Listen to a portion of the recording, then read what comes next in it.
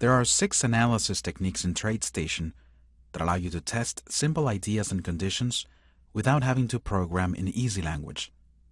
In the Insert Analysis Techniques dialog, you will find 4 indicators, 1 ShowMe, and 1 PaintBar that are named Custom.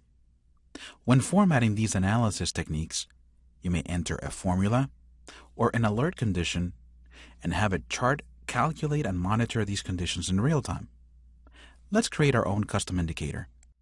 In this example, we will compare a 5-minute bar momentum with a 30-minute bar momentum for confirmation.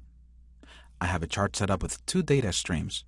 One is a 5-minute bar chart of spiders, and the second is the same symbol on a 30-minute interval.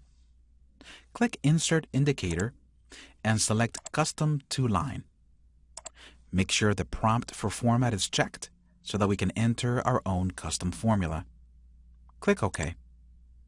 In the Inputs tab, you will see 2 plots.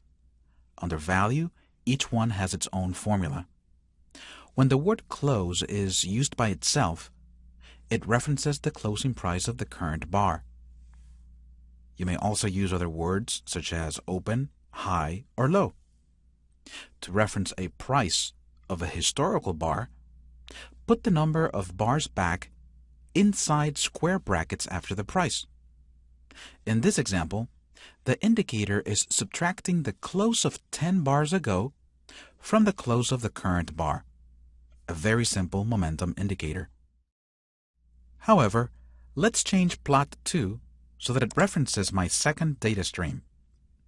Adding the qualifier data 2 to the end of the formula makes the indicator look at the prices of my second symbol. Notice that I'm putting the formula inside parentheses and that there's no space between the word data and the number 2. Clicking OK, I can see the 2 lines on my chart. One calculating momentum on the 5-minute data, and the other calculating momentum on the 30-minute interval, allowing me to compare one to the other. I can also add some alert conditions. Let's suppose we would like to be alerted whenever there are 3 consecutive higher highs. Right-click on the indicator, select Format Custom to Lines, and in the Inputs tab, type the alert condition. In this example, we want the high of the current bar to be greater than the high of the previous bar. And notice how we put the 1 for 1 bar back inside square brackets. Also, we want the high of 1 bar back to be greater than the high of 2 bars back. Now, we go to the Alerts tab to enable the alert. Once the alert is turned on, my chart will monitor this condition in real time and alert me when it is true.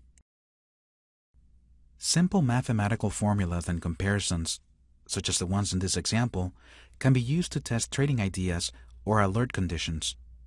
Remember to use a number in square brackets when referencing historical data, and use the qualifier data 2, data 3, and so on to reference up to 50 different symbols.